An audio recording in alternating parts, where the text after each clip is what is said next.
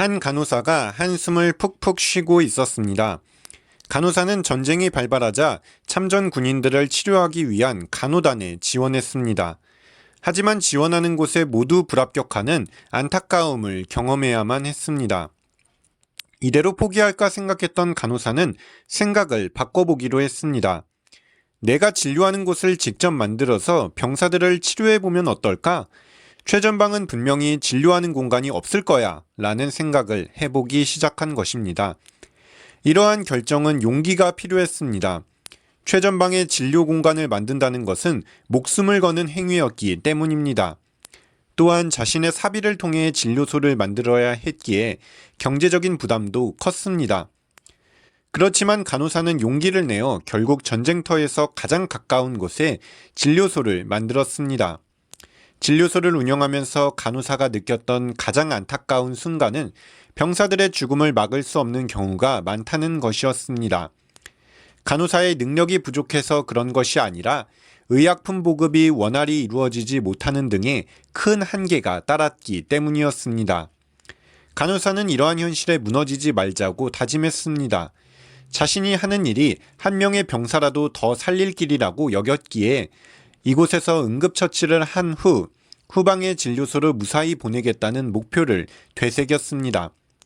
그리고 어쩔 수 없이 죽음을 앞둔 병사들의 손을 잡고 마지막을 함께 해 주었습니다. 이러한 진정성에 병사들과 장교들은 그녀를 어머니라고 불렀습니다. 이 인자한 어머니는 아들들을 정신적으로도 치료해주기 위해 노력했습니다. 전쟁터에 지금의 패밀리 레스토랑 같은 분위기의 시설을 만들어 외상으로 병사들을 먹이고 운동할 수 있는 시설도 만들어준 것입니다. 사실 이 간호사는 전쟁이 나기 전에 사업으로 이미 큰 경제적 성공을 거둔 바 있었는데 자신이 벌어들인 것을 모두 참전 군인들을 위해 쏟아부었기에 가능한 일이었습니다. 결국 간호사의 이러한 헌신적인 노력으로 많은 아들을 떠나보내야 했지만 많은 아들을 지킬 수도 있었습니다. 전쟁이 끝나고 간호사는 빚에 시달려야 했습니다.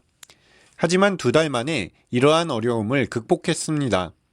간호사가 다시 사업으로 성공해서였을까요? 사실은 아들들이 효도했기에 가능한 일이었습니다.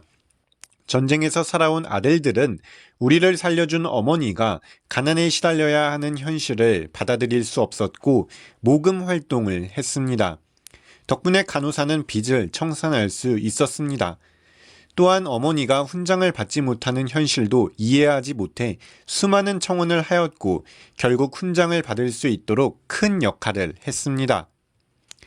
간호사는 자신이 그동안 병사들을 지켜왔다고 생각했는데 알고 봤더니 병사들이 자신을 지켜주고 있었다는 사실에 평생 기뻐하며 여생을 보냈다고 합니다.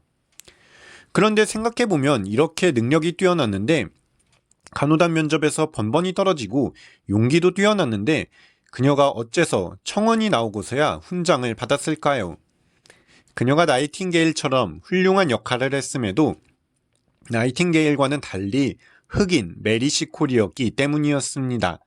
참고로 메리시 콜과 나이팅게일은 같은 전쟁이었던 크림 전쟁에서 똑같이 병사들을 위해 헌신적으로 활동했던 동시대 인물이었습니다.